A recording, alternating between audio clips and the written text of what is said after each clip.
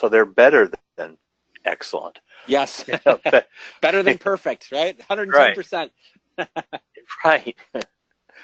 So, anyway, okay, I think we've reached the magic hour. It Yeah, is the magic hour. It's time to start. We're starting to get people jumping in now, and we'll be having people jumping in for the next few minutes, I'm sure. Hey, it's the Sunday night webinar. It's the end of March, March 31st, and this is Web 210. So we're glad you're here. I'm Gene Clabago. I am Roger Carroll.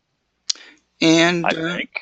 We hope to amaze and amuse you. Well, we're going to do our best for the next hour, okay? Hey, yeah. And with that, I guess we should start. You know what, Raj? I'm going to try to end this thing. I am going to start in reverse today. By that I mean, let me get my screen up here. You know what? I'm going to start with, and we kind of always save it to the end. Okay.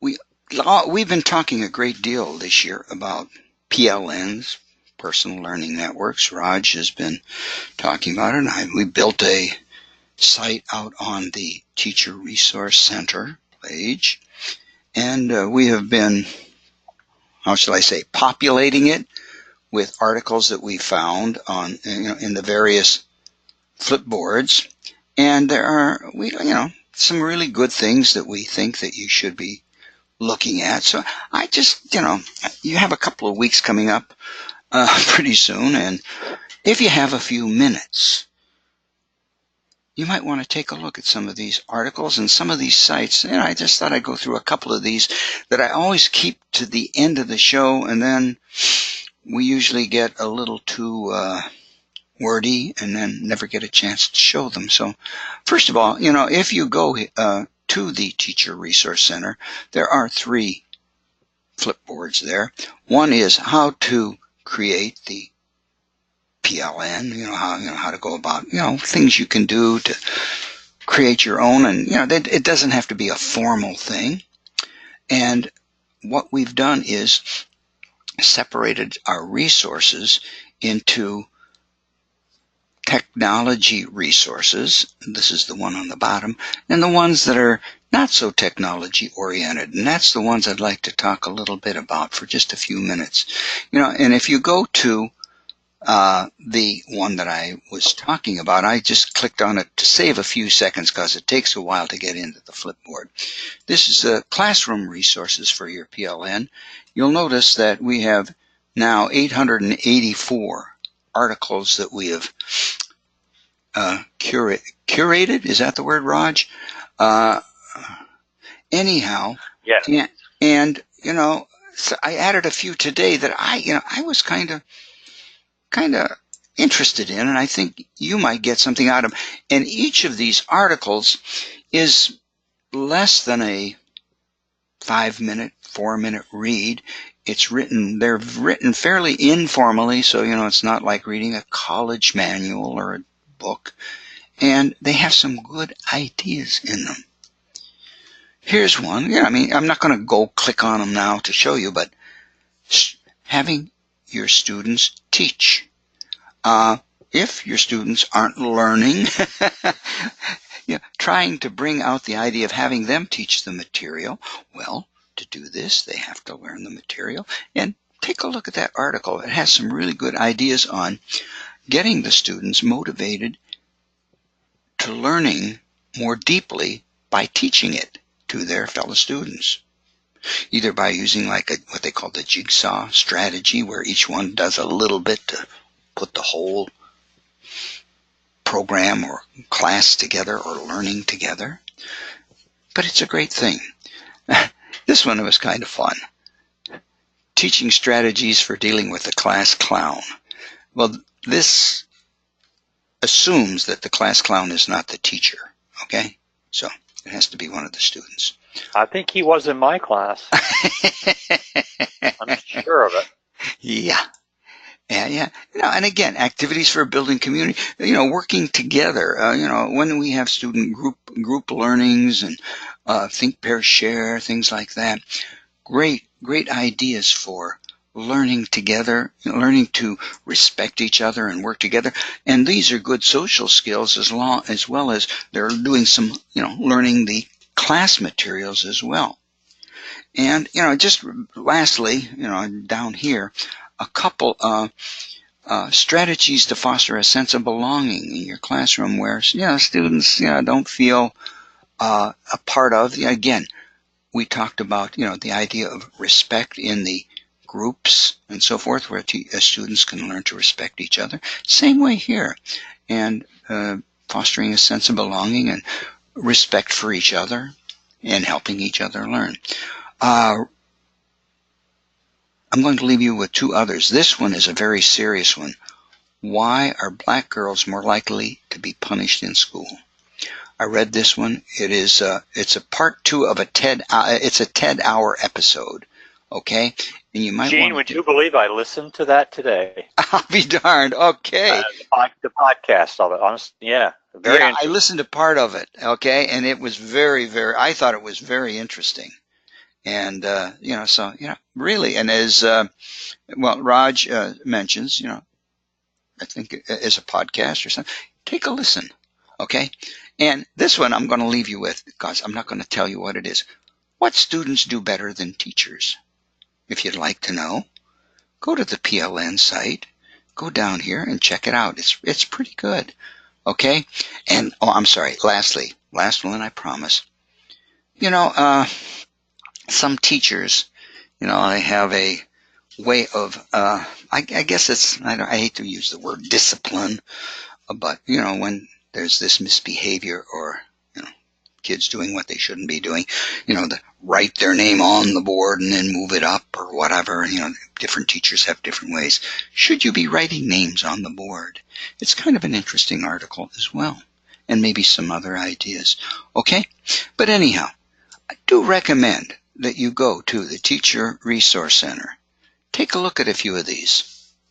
Some really good articles that we've curated. And where do we get them from? Well, here's one that I recommend very highly. This is a site called Smart Classroom Management.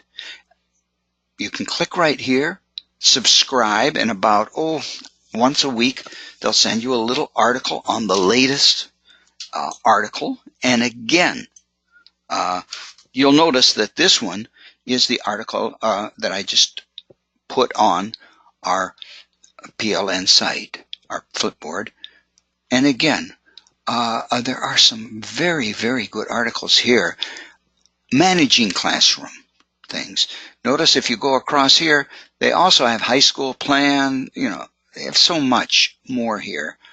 Coaching, so forth. And there's an elementary plan here as well. And down the side, there are a number of different materials you can buy. But down here, there are different articles, topics, first day of school, handling parents, things like that. Okay?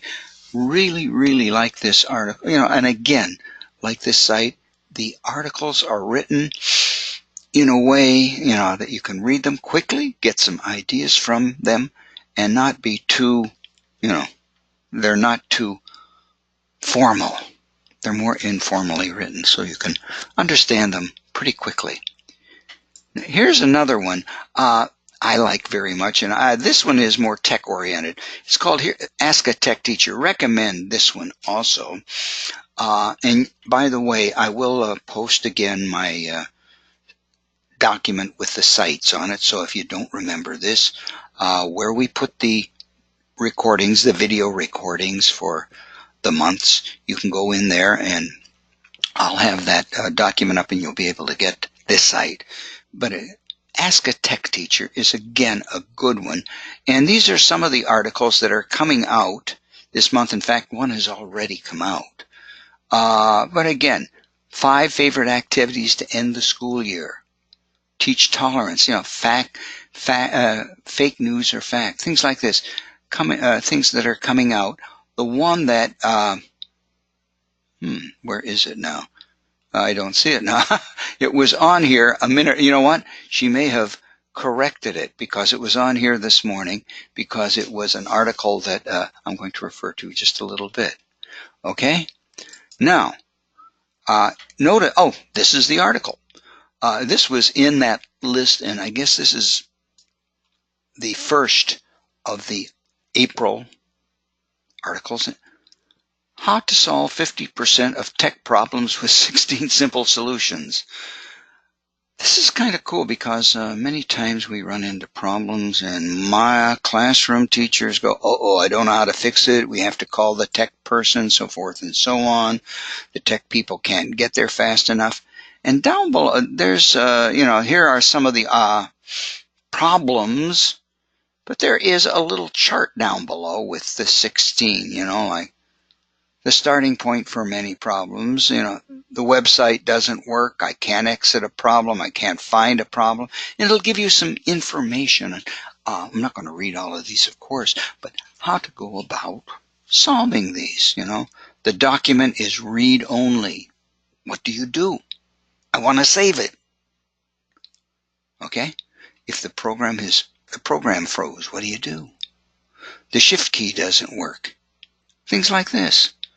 Little simple solutions. You might want to take a look at that because many times these problems look important, but they're very simple. Lastly, another good site that I'd recommend, and again, you can follow by email right here for your PLN. It's Lisa Nielsen, the innovative educator, and she's written some good articles, and again, written pretty informally, easily understood, good ideas, and this one is kind of interesting because you've probably heard our kids are spending too much time on the computer. They're wasting too much time. But this is a way to increase screen time, to increase literary proficiency. Take a look at that. It's kind of interesting what not to do and how to increase it and what to do. Again, I would rather you go there rather than talk about it right now. And again, she has many, many, many articles here that you can click on if you're interested in certain topics, cell phones and education, things like that. Here's a personal learning network. Has 34 articles that you can go to. Again, take a look here. Great ideas, great ideas. I have a lot more across the top here that I'm going to hold on to for now because, I want to get to one thing today, because I feel that we need to take a look at a little bit of Office 365 and some of the things that we do work with, and maybe a hint that you could use in your classroom. Today, I'm going to show you a blank sheet of paper. This is Word, and I've started it. Let me just get this. There we go. Oh, you'll see this over here. Okay, this is the sheet. Okay, let me get rid of it and get to the second page. I'll show you what I mean by that. Do you use YouTube videos in a class? Many teachers do. Here's a way that you can do two things. Number one, you can kind of save them, curate them, collect them very easily. We showed you how to do this kind of on PowerPoint before, but here's an easy way to do it also in Word. And what you can also do, what if you were setting up a class, a learning situation, and in it there were several YouTube videos that you wanted to share with the class and you wanted them to view on your own. Well, you could create a document easily in Word, put it in Teams, share it in your class in Teams, and they could open it and go to those videos very, very easily. Okay? And it's done 1, 2, 3. Let me just show you. Let me go back here for a second. I hope I have, let me see. I hope I have it here somewhere. Uh-oh, did I not do it? Okay, oh, there it is, right here. Okay, what I did is I just went to YouTube. I wanted to find some videos, and I just searched for Sesame Street so we could use them. We have some Sesame Street ones here, okay? Here's one that I like, Elmo's New Band. Okay, I would like all my students to view this, as part of the thing, but I don't want to show it on my smart board and have everybody. They can look at it when they're ready. Here's what you can do. Go to your Microsoft Word. Go to Insert. Over in Insert, there is a thing called Online Videos. Click on that. And, okay, L-M-O''S, Elmo's, was that New Band? Oh boy, I forgot.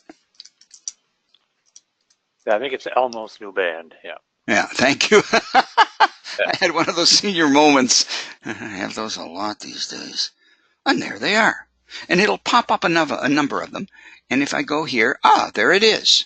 Okay, so all I need to do is click on that and hit Insert. And there it is. It's in the Word document. And to view it, basically, you just need to click on it.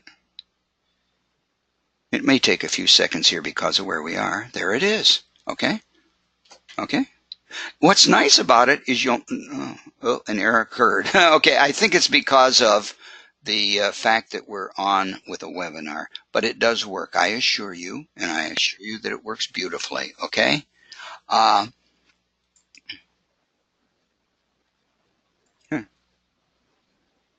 That's interesting. Yeah. Okay, I think that's what it is because of the, we're on the webinar right now. But it does work because I have done this before.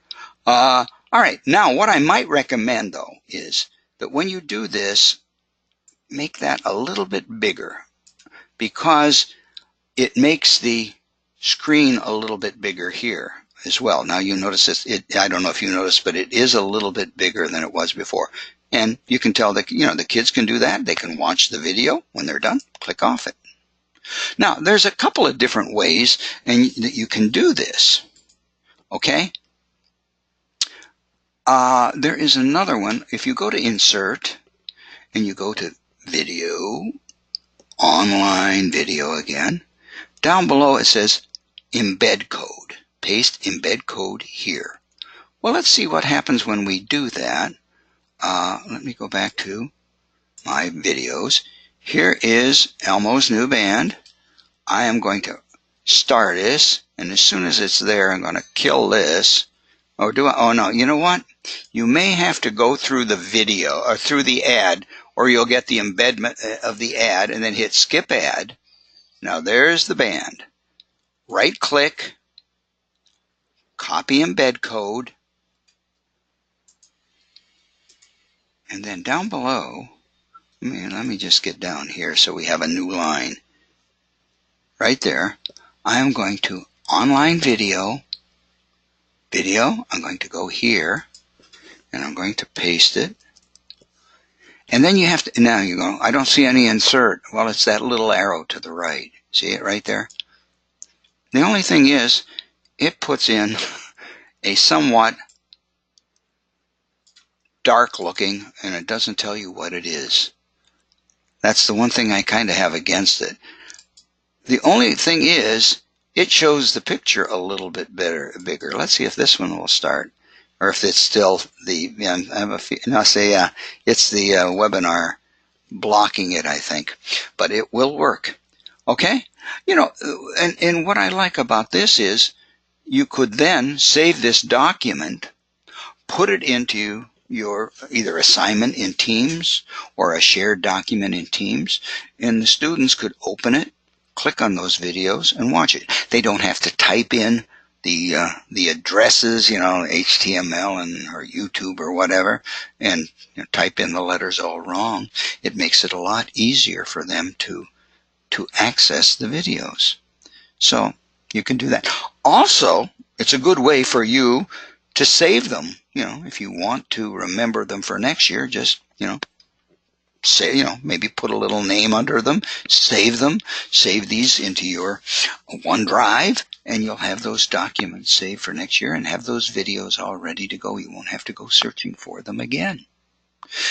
Pretty, just a pretty simple little thing to do, but it might be a little bit helpful and might save you a little time, make it a little easier for the kids to get to those sites and view those videos.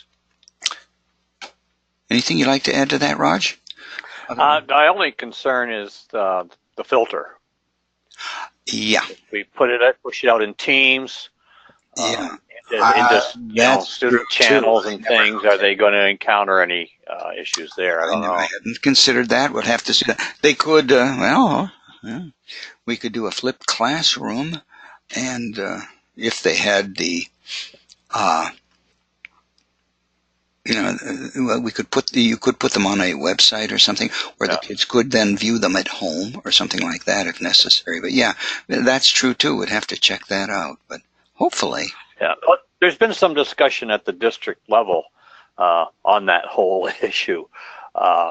Some people have proposed, like you showed, like your YouTube channel, as if the district or the school or someone, we create a specific channel. Yes. If that can then be sanctioned at the district level through the filter and so on. BOCES is always changing a lot of things that they're doing. Apparently there's going to be a new security suite in place that might handle some of this differently. So we're not getting, we don't know yet. But I'd like to know, number one, would that get through? Oh, yeah, that is a very legitimate concern. Otherwise, it's, you could show it on yours. Yeah, well, if nothing, like you said, you want to make this more personal. Kids plug in their headphones, listen to a specific video. There's hundreds of them that are worthwhile. Yeah, and this could be, you could create a page of things they could do, good sites if they're done with their work. There's so many different ways you can approach it. With that, Raj, I think I should turn this over to you and let you do a little talking, and then we'll see what's going on. If there's any room at the end, I have a few more things. If I disappear, well, be on the alert. While you were talking about the PLN, my audio cut out, and it was on my end. So I don't know what. I wiggled a wire and it worked, and I don't have any wires to wiggle, so I don't know what happened. Okay, but again, all right. Wow. Thank you. Are you home? Showing my screen. I don't want. You're not in home? Yes. Yeah. Are you not in Syracuse? No. Okay. No, I am not. Okay, I just wondered. Let's see. I want to. There. Oh yeah, okay. I knew you were going to talk about this, and I was looking forward to it. I sent you a couple. I don't know if you saw. I got a chance to see those. You probably already had them, but. Well, in 3 hours and 25 minutes, it'll be April 1st, and a lot of things happen on April 1st. Actually, 35. You're not fooling I'm gonna fool everybody tomorrow. Let me tell you, myself will be the biggest fool on this. But I wanted to. Well, you were talking about some technical issues, some things which I had this occur this week, and I'm on my Surface device right here, but I ran into it's getting sluggish, and I don't know if I've clogged its arteries with too many file cholesterol things. Gumming the works up, but I tried something and I think it worked, but I'm not sure.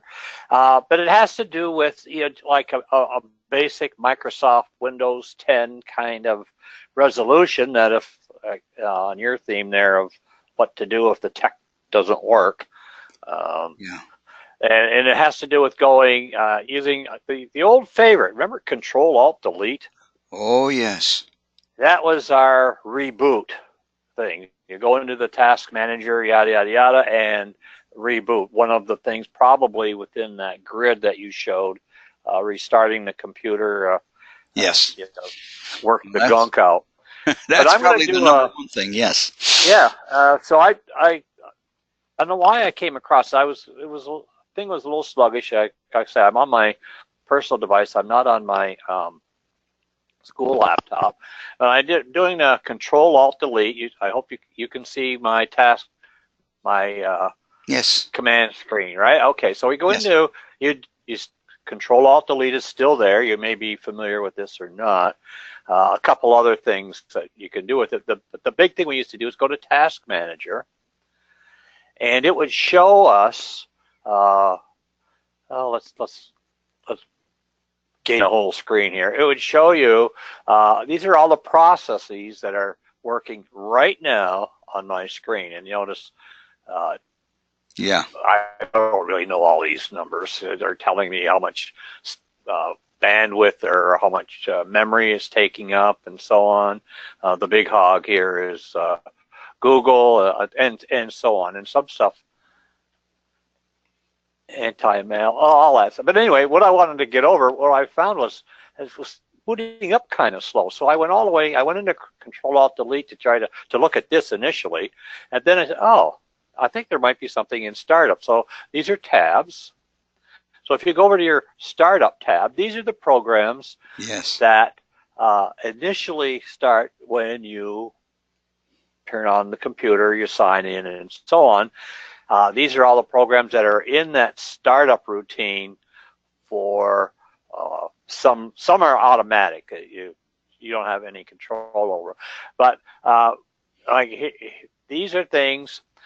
They're just disabled. If I can click on it, I can enable it or disable it by clicking on it here. This is a scan program and so on. But what I found was this one here, and this is the one that we had that we're looking at. I'm going to use it in a second anyway. Mirroring 360, where I can put my phone on the screen and share it with everybody in the webinar here.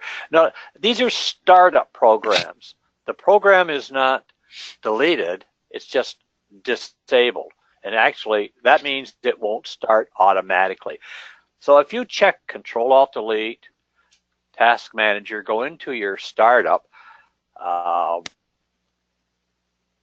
remember what the settings are in case you want to mess with it. In fact, one way to quickly do that is to take a screenshot of your settings here in case you want to play around with this. Like GoToMeeting is disabled.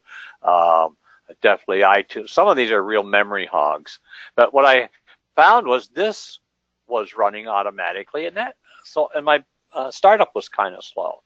The same with this is Send to OneNote Tool. That's a little clip thing in the Chrome browser and so on. So what I did is I just simply changed this. You can click on it, and I can here the status here. You can enable it, disable it just by right-clicking on it, and might speed things up. And I don't know that if memory gets old. I know mine is getting old, but might make the boot up a little faster when you plug in the computer. And Gene, I don't know if you came across this recently. We were talking about how periodically we are asked to create a new password. Yes. Or for our email program, the district's email, as well as our network sign-in, which is mirrored by Office 365.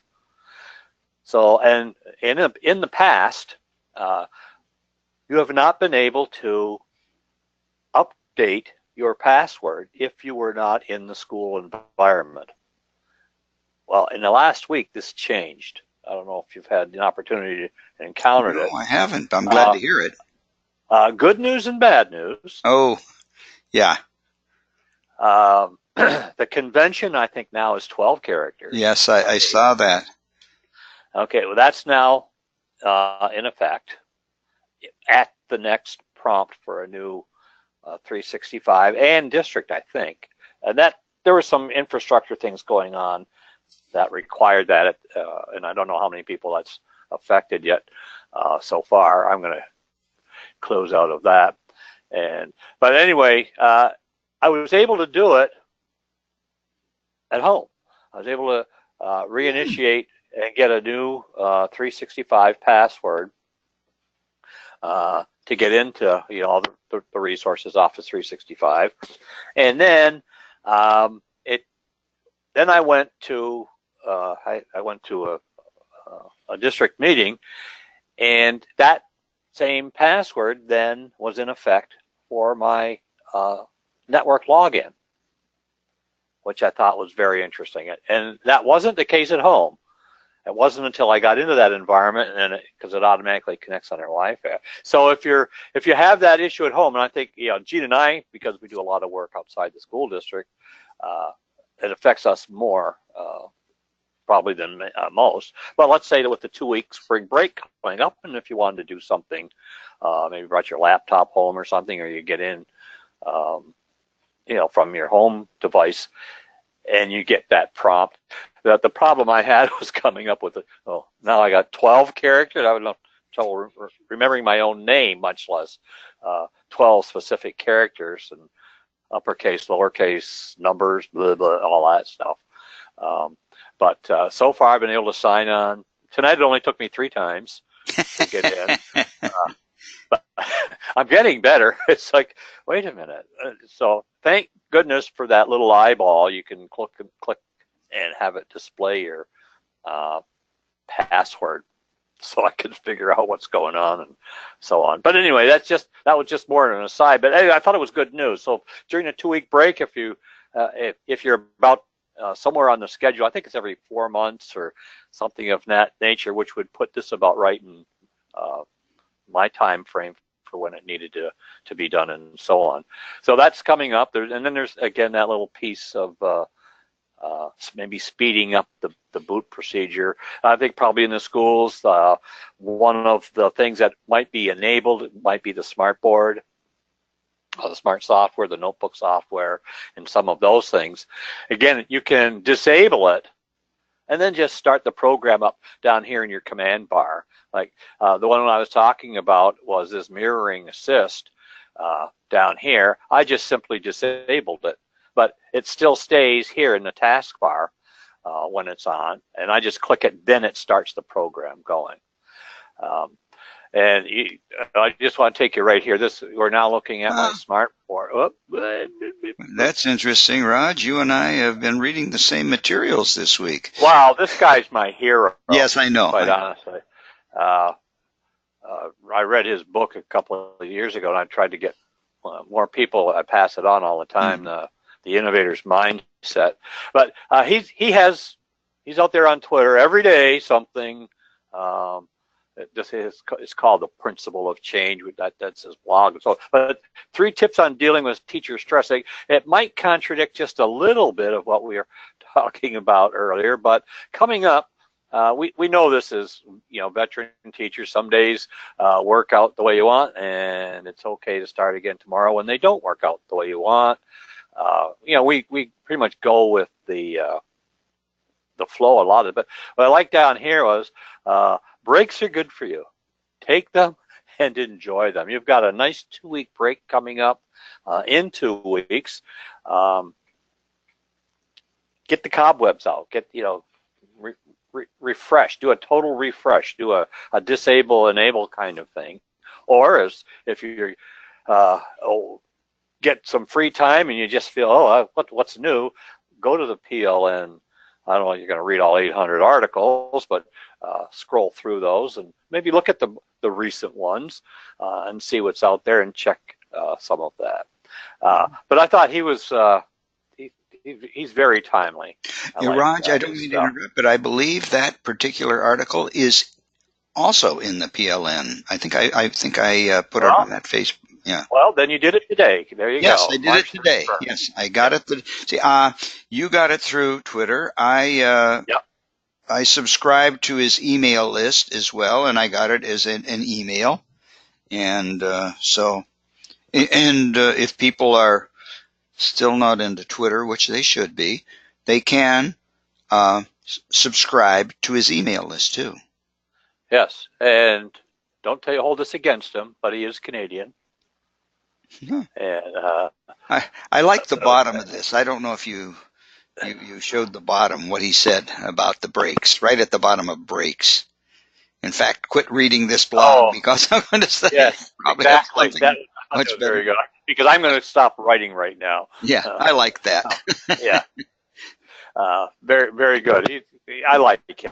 He's a good resource. There's always something timely. I don't know how he comes up with this stuff every single day. Yeah. But some is from his book, which again I highly recommend.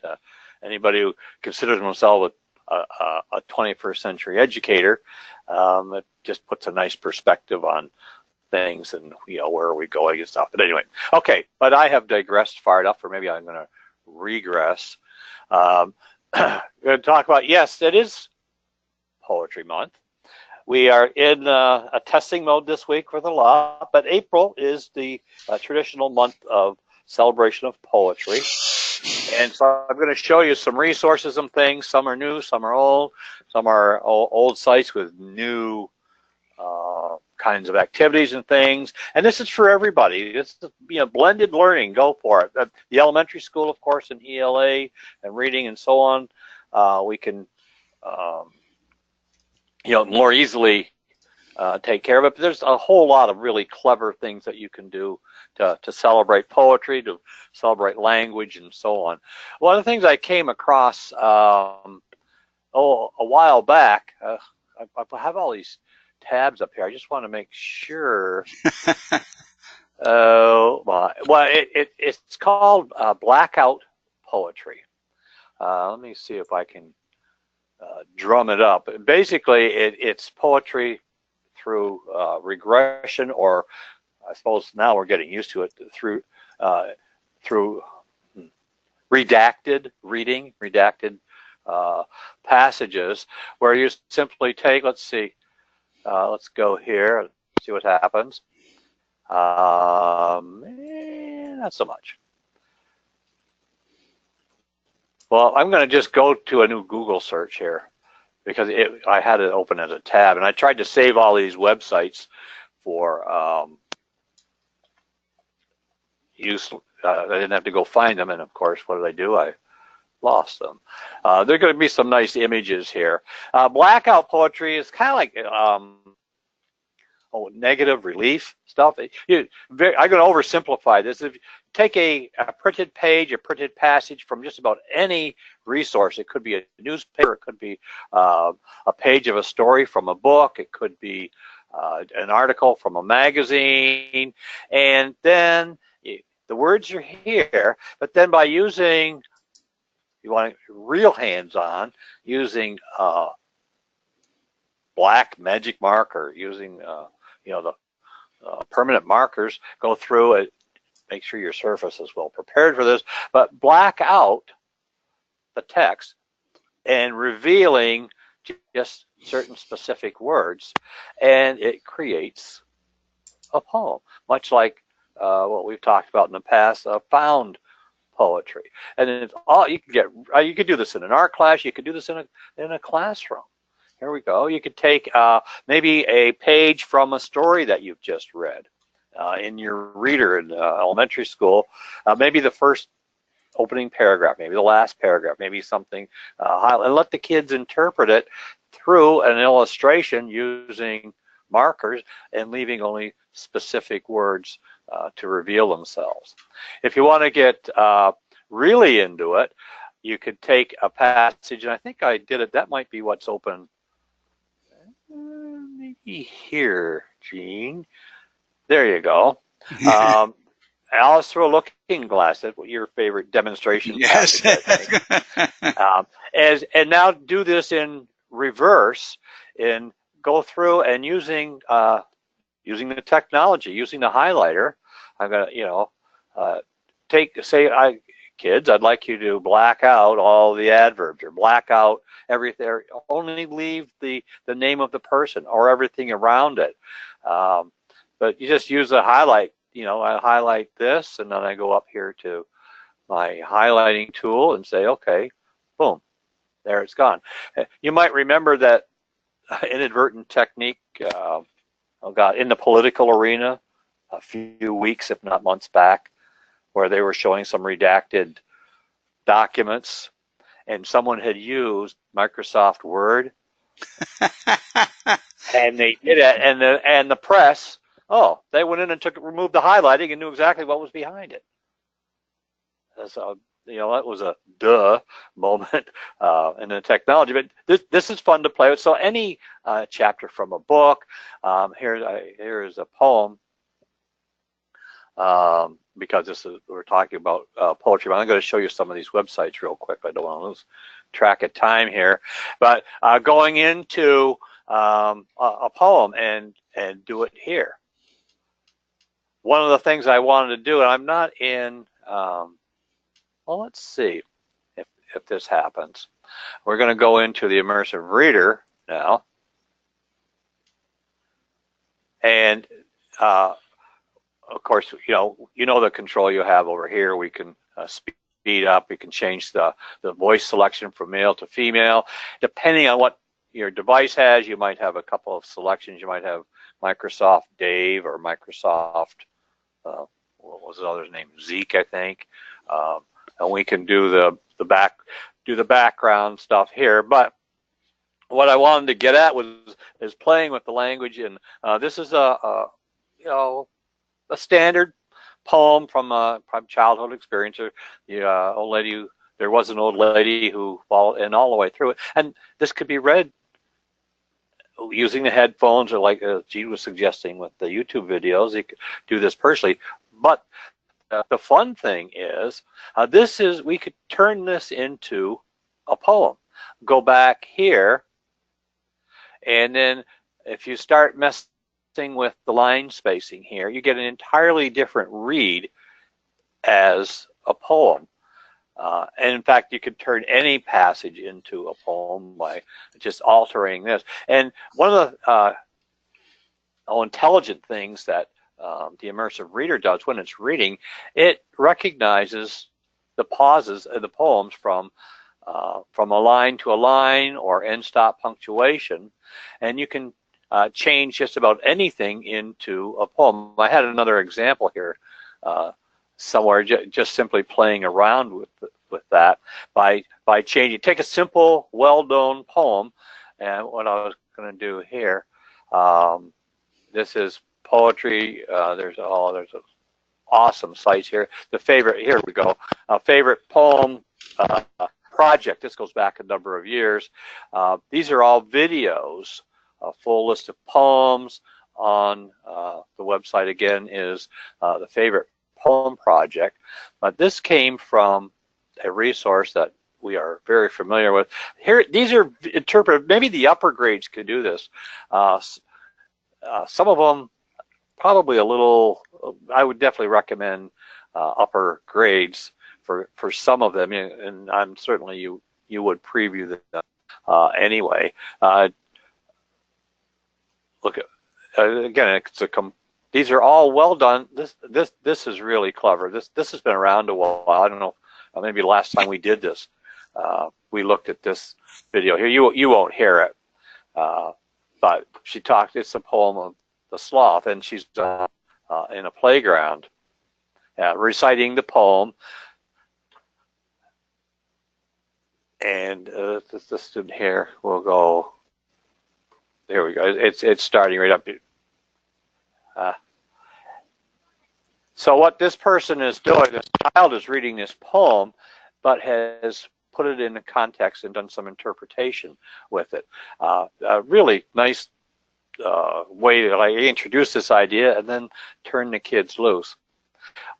some of these resources come from one of our really favorite websites, Read Write Think. And if I go back, I think we go to the main page here.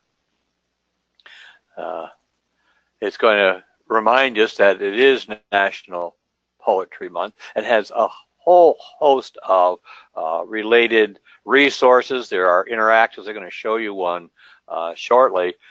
Interactive videos. Here are some videos here, but celebrating Poetry Month across the grade levels as well. If we look at, well, let's look at National Poetry Month here. It's going to take us to some resources. We're going to see some more here. And down here, it takes all these classroom activities. If you scroll, keep going down, it'll level them for grade levels and so on. All different activities to do with celebration of poetry. And one of the nice things maybe with poetry, it doesn't take up a lot of time. You can do this, you could do something every day with a poem. Students could get into this. It's talking about poetry from prose. That's one of the things you're talking about briefly there, this idea. But another nice thing about Read, Write, Think is it goes to the, I'll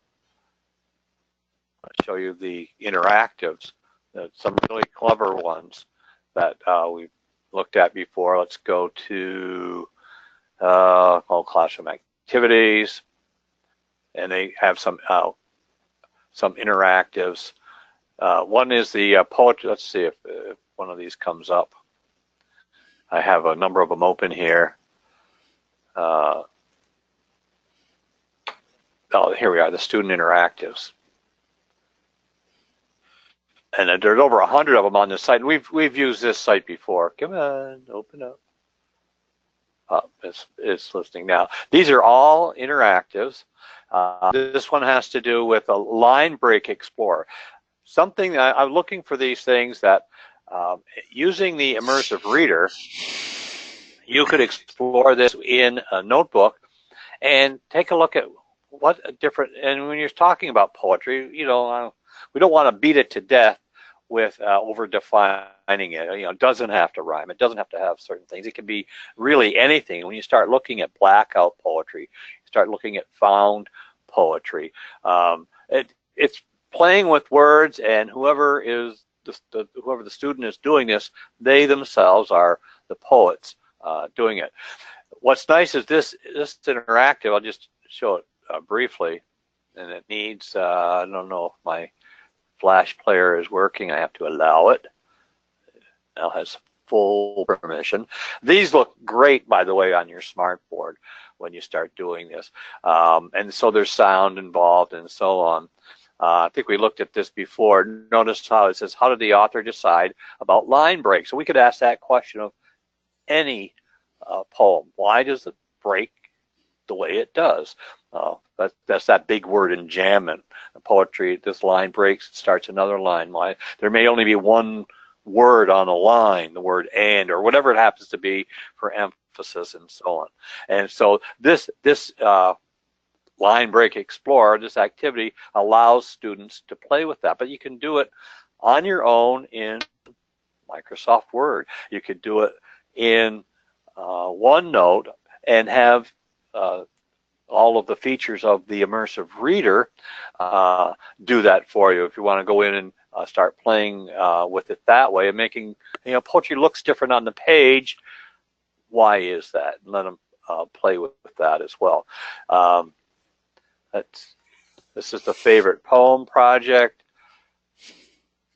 Here's a nice website, Poetry for Kids. This is where we found the poems, the funny poems. They're all classified here, poems by topic. There are the classic ones. This is under that headline. The classic poem is maybe a little long. Shel Silverstein website, if you want to go really have kids entertained with poetry and words and the playfulness of it, go to the Shel Silverstein website. I was talking to my granddaughter today, and her mother was complaining that she comes home with the 3 heaviest books she can find on the library all the time. Well, lately she's been reading Shel Silverstein poems, so she goes and grabs them, and they're not giant, but they're hardbound books. So she starts lugging these home, and she's been having some fun with the language, and she's got a birthday coming up, so I think I'm going to get her one of her own for this. But here are some poetry lesson poems, again, all categorized funny poems. Why not? Get the kids laughing, getting them enjoying poetry. A number of lessons that take you through it. I think the lessons on Read, Write, Think are probably a little more inclusive, because you can level them for a grade level and so on as we can here. So I'm going to leave it here, Gene, with Read, Write, Think. Okay. As the play, and then again, they're always updating these sites. There are all those interactives there. You ought to, if you're a middle school language arts teacher or elementary teacher, Read, Write, Think ought to be really part of your toolbox. Oh, yes. All of the things you could do. Look, these are all poetry related. I was going to show you the Diamante poetry. This is an interactive little activity, just as it was with that bubble poem and the line break. So terrific resources, and finally we got 2 full weeks in April, consecutive weeks to celebrate poetry with. This time of the year, we're always picking up a week here or a week there, with our 2-week break influencing everything. But now we got 2 weeks. You got some time, maybe get the kids thinking about spring and poetry and all of that stuff. So, Gene, I'm about to turn it back to you. Okay, I've got something that might be of a little bit of interest. Yeah, that's what we got here. Hey, this is dealing with poetry. Let's deal with vocabulary. I know that this is probably one of the least favorite things that teachers have to deal with. And Larry Filazzo, who sends out so many things, I don't think you can read them all, Raj. But I happened to see this, and I thought, wow, what a great idea.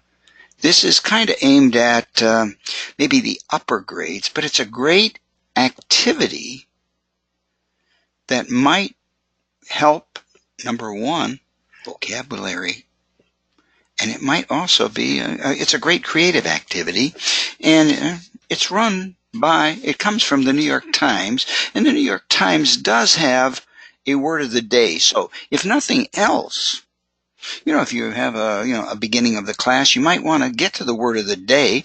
Like today, yesterday, I guess they did it Monday through Friday, the word was facetious.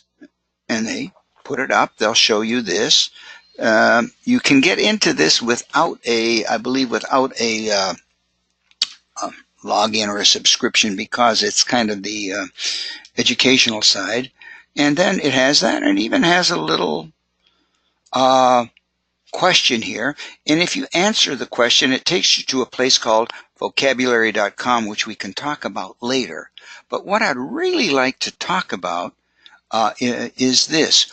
What the New York Times did, let's see if I can find it. There it is.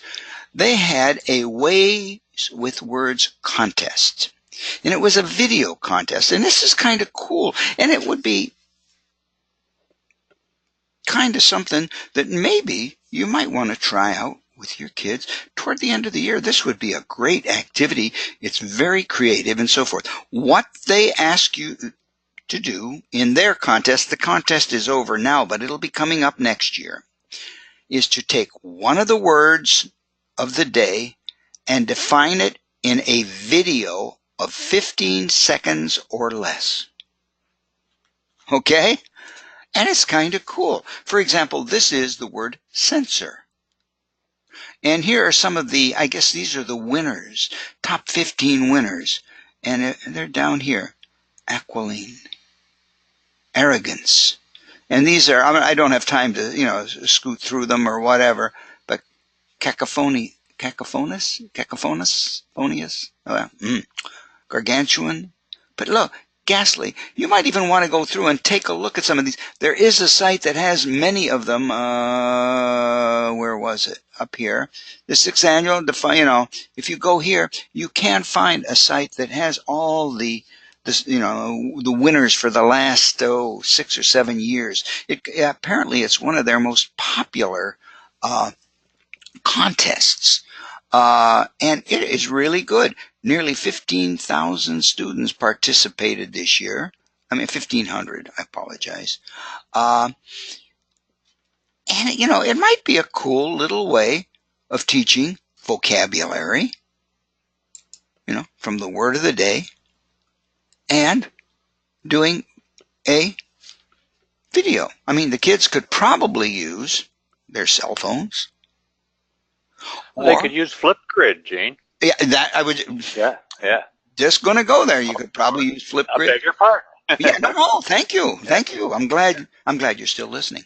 Or even in Microsoft, Photos, they can create videos there as well. Taking pictures and adding little things in and so forth and create. And that would be a cool thing.